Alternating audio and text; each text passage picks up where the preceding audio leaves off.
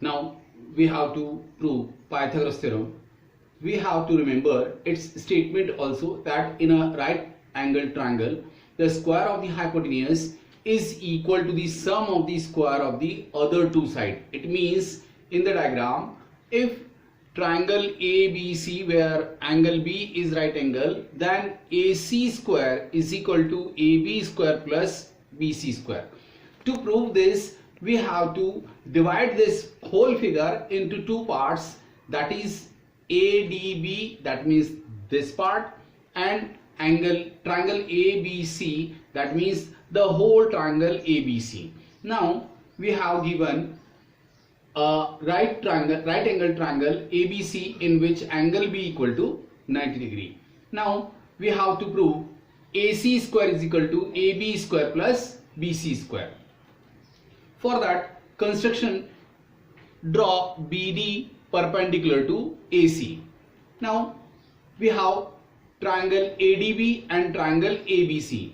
This whole triangle we have divided into two parts. Now we can solve the proof with the help of these two triangles. Now see, in triangle ADB and triangle ABC, angle D is equal to angle B, that is both are 90 degree.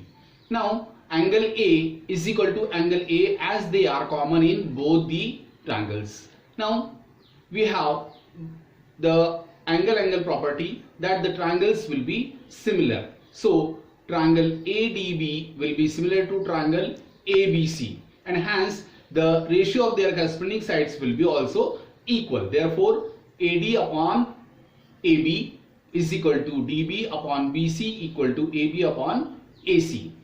Now for that, taking first and last relation, we have AD upon AB is equal to AB upon AC. For that, if we cross multiply both these, we will get AB square is equal to AD into AC. This is your first equation. Now in similarity in triangles CDB and triangle ABC, we have taken triangle BDC and ABC.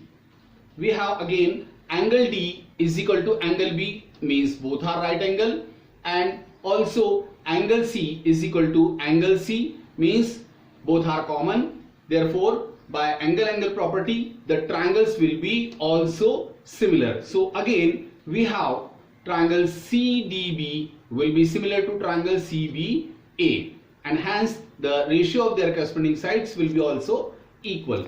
For that, CD upon CB is equal to DB upon BA is equal to CB upon CA. Now again we have to take here first and last relation. Then we will get here CD upon CB equal to CB upon CA. Now if we cross multiply these, we will get BC square is equal to CD into CA.